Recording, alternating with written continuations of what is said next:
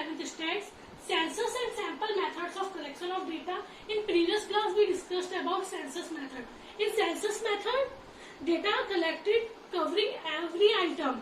जब हम पूरे के पूरे आइटम्स को कवर करते हैं इंक्वायरी में, data collected covering every item of the universe और पॉपुलेशन, मतलब पॉपुलेशन में जितने आइटम्स है, जितने लोगों की प्रॉब्लम है, उन सबके डेटा कलेक्ट कर रहे, तो उसे हम क्या कहते हैं सेंसस मेथड.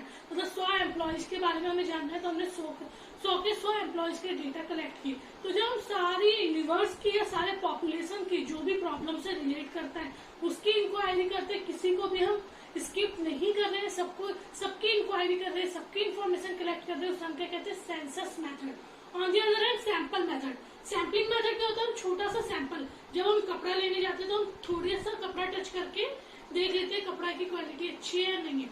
या जब हम खाना बनाते हैं तो हम एक चावल का दाना निकाल के देख लेते हैं चावल पका है या नहीं पका, या आलू पका है या नहीं पका. हम पूरी की पूरी सब्जी को नहीं देखते, पूरी सब्जी को दबा दबा क्या नहीं देखते. सैंपल मतलब हम पूरी की पूरी यूनिवर्स का अध्ययन या पूरी पॉपुलेशन की स्टडी ना करके हम क्या करें, कुछ पार्ट्स की स्टडी करें और उसी के अकॉर्डिंग सारी की सारी इन्फॉर्मेशन क्या कर लें, हम प्रेजेंट करें. तो यहाँ पे क्या होता है, कुछ जैसे 100 एम्प्लॉय है, सबकी सैलरी एक सी है, सबकी एक तरह से बैकग्राउंड एक सा है, सबकी इकोनॉमिक कंडीशन एक सी, तो हम 100 के 100 एम्प्लॉयज की स्टडी नहीं कर रहे, हम में से 4 या 10 लोगों की स्टडी कर रहे हैं और उसके बाद उन 4-10 के अकॉर्डिंग ही 100 लोगों का सर्वे या अपने अकॉर्डिंग 100 लोगों की इंक्वायरी को भर दे रहे. तो सैंपल मेथड जब हम सबकी स्टडी ना करके कुछ सैंपल्स की स्टडी करें और उसके अकॉर्डिंग ही सारी की सारे डेटा को प्रेजेंट कर दे, उसे कहते हैं सैंपल. और जहाँ सबकी स्टडी करें, सारे डेटा की स्टडी करें, सारी पॉपुलेशन की स्टडी करें, उसे हम कहते हैं census method. So in sample method, data is collected about the sample on a group of items taken from population for examination and conclusions are drawn on their basis. और normally क्या होता है, कुछ सैंपल्स कलेक्ट कर लिए जाते हैं population में से, कुछ लोगों को ले लिए जाते हैं और उसके अकॉर्डिंग ही क्या किया जाता है, पूरे के पूरे जो डेटा है उन्हें प्रेजेंट किया जाता है या फिर कोई ना कोई प्रॉब्लम जो भी होती है उनका सॉल्यूशन निकाला जाता है. Sample method is widely used in our day-to-day life. A lady in the kitchen. मैंने अभी बताया जब हम किचन में हैं तो हम पूरे के पूरे राइस को दबा दबा के नहीं देखेंगे, हम एक राइस के दाने को दबा कर देखते हैं और हमें पता चल जाता है कि राइस पक गया है. या हम सब्जी के एक पार्ट को या एक आलू या उसके अंदर जो भी सब्जी है उसे दबा कर देखते हैं, हमें पता चल जाता है कि सब्जी पक गई है. Sample method is widely used in our day to day life. A lady in the kitchen, for example, taste only a grain or two of the rice to know whether the rice is boiled or not. एक lady है वो या तो एक दो दाने दबा के देखते हैं, एक दो दाने टेस्ट करके देखते हैं कि चावल पक गया या नहीं पका, वो पूरे के पूरे चावल को नहीं दबा के देखती है. तो जब हम थोड़े से सैंपल के अकॉर्डिंग ही सबका अंदाजा लगा लें, हाँ भाई ऐसा हुआ होगा, सारे के सारे चावल क्या होंगे, बॉयल हो गए होंगे, सारे के सारे एम्प्लॉयज की सैलरी इतनी होगी. तो जब हम क्या करते हैं, कुछ लोगों के बेसिस पे सबकी इंफॉर्मेशन को प्रेजेंट कर देते हैं, उसे हम कहते हैं सैंपल मेथड. इसमें हमें सबकी इंक्वायरी करने की जरूरत नहीं है, हमने कुछ लोगों की इंक्वायरी की और उसके अकॉर्डिंग ही सारे के सारे डेटा प्रेजेंट कर दिए. By examining only a few drops of blood, a doctor determines the blood group. अब भाई हम ब्लड ग्रुप की बात करें तो ये नहीं कि पूरे शरीर का खून निकाल लिया और उसके बाद देखा कि भैया आपका ए पॉजिटिव है, बी पॉजिटिव है, ए नेगेटिव है. एक ड्रॉप या 2 ड्रॉप खून के निकाला और उस सैंपल के अकॉर्डिंग क्या क्या हमें बता दिया गया कि हमारा ब्लड क्या. ये नहीं कि हाथ का ब्लड निकाला, पैर का ब्लड निकाला और अलग अलग टेस्ट कर रहे हैं.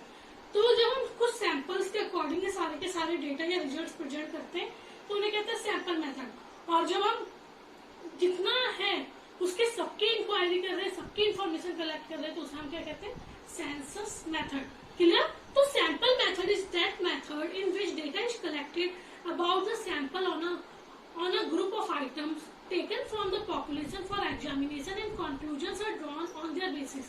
Population में कुछ सैंपल निकाल लिए जाते हैं, कुछ लोगों को सिलेक्ट कर लिया जाता है और उन्हीं की इंफॉर्मेशन के थ्रू हम क्या करते हैं, कोई ना कोई रिजल्ट्स को निकाल देते हैं. So in sample method, data is collected about the sample. Data is collected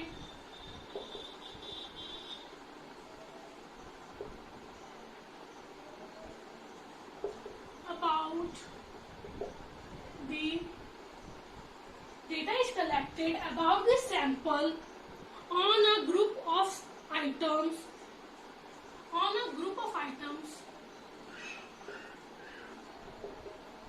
taken from the population. हमने सबको सिलेक्ट नहीं किया, कुछ ग्रुप को या फिर कुछ लोगों को सिलेक्ट किया और उसी के अकॉर्डिंग हमने क्या किया, सारे के सारे रिजल्ट्स को निकाल दिया. तो यहाँ पे क्या होता है, हम लोग सबको नहीं लेकर चल रहे, हम लोग कुछ सैंपल्स ले रहे हैं और उसके अकॉर्डिंग हम लोग पूरे डेटा प्रेजेंट कर रहे हैं. For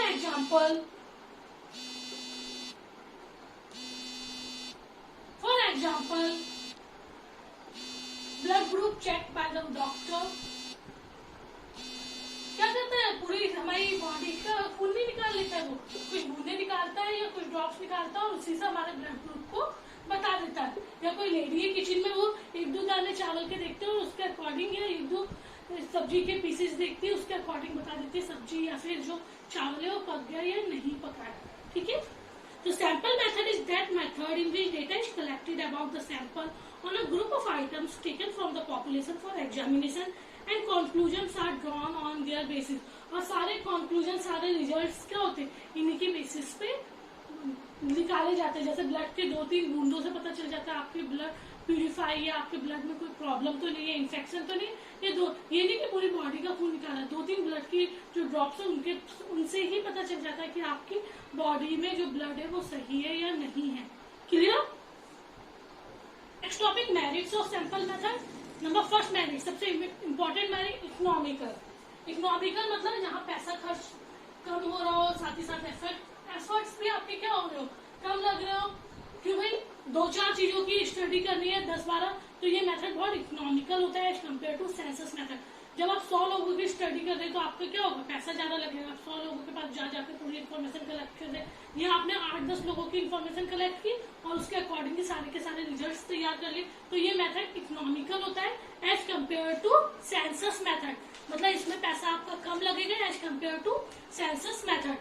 sample method of investigation is economical because only some units of the population are study. Economical क्यों हो रहा है, क्योंकि हम सबकी स्टडी नहीं कर रहे. Only some units of population are studied. क्योंकि हम थोड़ी सी पॉपुलेशन की ही स्टडी कर रहे हैं. क्लियर.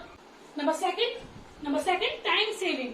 भाई टाइम बच रहा है जब हम सबकी स्टडी ना करके कुछ लोगों की स्टडी कर रहे हैं, कुछ ग्रुप में जो पॉपुलेशन का एक छोटा सा ग्रुप है उसकी स्टडी कर रहे हैं. तो ये क्या होगा, आपकी टाइम सेव होगा. जहां हम सबकी स्टडी ना करके कुछ लोगों की स्टडी करते हैं. तो in this method only limited number of items are investigated. बहुत कम आइटम्स को इन्वेस्टिगेट किया जाता है. As such the process of investigation is time saving not time consuming. तो क्या होता है, इसमें ज्यादा टाइम कंज्यूम नहीं होता, टाइम सेव होता है. तो इस प्रोसेस में क्या होता है, it is time saving method not time consuming method. Clear. So number first economical, ये खर्चीला कम होता है या कॉस्टली कम होता है क्योंकि कुछ चीजों की जो स्टडी होती है, कुछ आप बोल सकते हैं यूनिट्स की ही पॉपुलेशन में स्टडी की जाती है. Number second time saving. इसमें टाइम बहुत बचता है, हम पूरी यूनिवर्स की स्टडी नहीं करते, कुछ यूनिट्स की स्टडी कर रहे. तो ये बहुत टाइम सेविंग होता है, ना कि टाइम कंज्यूमिंग होता है. Clear. Number third identification of error. Identification of error. भाई जब थोड़ी सी चीजों की स्टडी करेंगे, जब 100 लोगों की स्टडी करते हैं तो हमें ना दिक्कत होती है कि सही है या नहीं है. मतलब बहुत ज्यादा गलतियां होने की पॉसिबिलिटी रहती है, एरर्स रहने की. तो जब हम 8-10 लोगों की स्टडी कर रहे हैं तो हम एरर्स को या जो हमारी मिस्टेक्स है उन्हें इजिली आइडेंटिफाई कर सकते हैं. तो आइडेंटिफिकेशन ऑफ एरर मतलब हम गलतियों को आसानी से क्या कर सकते हैं, पकड़ सकते हैं, या गलतियों को आसानी से आइडेंटिफाई कर सकते हैं. Because only limited number of items are covered, errors can be easily identified. Errors can be easily identified. Errors easily क्या होते हैं, आइडेंटिफाइड हो जाते हैं. Number fourth large investigation. Large investigation मतलब हम लार्ज एरिया को कवर कर सकते हैं. सेंसस मेथड में क्या होता है, पूरी पॉपुलेशन की स्टडी करनी, तो बहुत दिक्कत होती थी लार्ज एरिया को कवर करने में. यहाँ पे क्या है, हम पूरी पॉपुलेशन को अगर कवर भी कर रहे हैं तो उसके 2-4 लोगों की ही स्टडी कर रहे हैं. तो यहाँ पे लार्ज इन्वेस्टिगेशन क्या होता है, पॉसिबल होता है, या हम बोल सकते हैं लार्ज इन्वेस्टिगेशन ज्यादा सिंपल रहता है as compare to census method. Sample method is more easily in situations of large investigation than the census method, which generally involves unaffordable cost. क्योंकि जो आपका सेंसस मेथड है उसमें इतना ज्यादा कॉस्ट लग जाता है जो अफोर्ड करने लायक, क्योंकि हर किसी की इंफॉर्मेशन कलेक्ट की जा रही है. यहाँ 2-4 आइटम्स की इंफॉर्मेशन कलेक्ट की जा रही है, तो ये लार्ज इन्वेस्टिगेशन ज्यादा सिंपल होता है as compare to census method. Number 5, more scientific.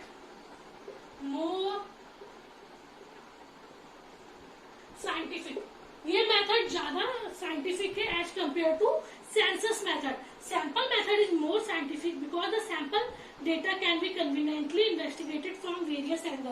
क्योंकि कुछ सैंपल्स लिए तो उसे हम डिफरेंट एंगल से क्या कर सकते हैं, इन्वेस्टिगेट कर सकते हैं. पर अगर पूरी पॉपुलेशन की स्टडी करेंगे तो हम यहाँ पे डिफरेंट एंगल से क्या नहीं कर पाएंगे, डेटा को स्टडी नहीं कर पाएंगे, क्योंकि इतनी पॉपुलेशन उनकी स्टडी करते करते ही पूरा टाइम. तो यहाँ पे क्या होता है, मोर साइंटिफिक होती है as compare to census method. Clear all of you. Next heading, demerits of sample method.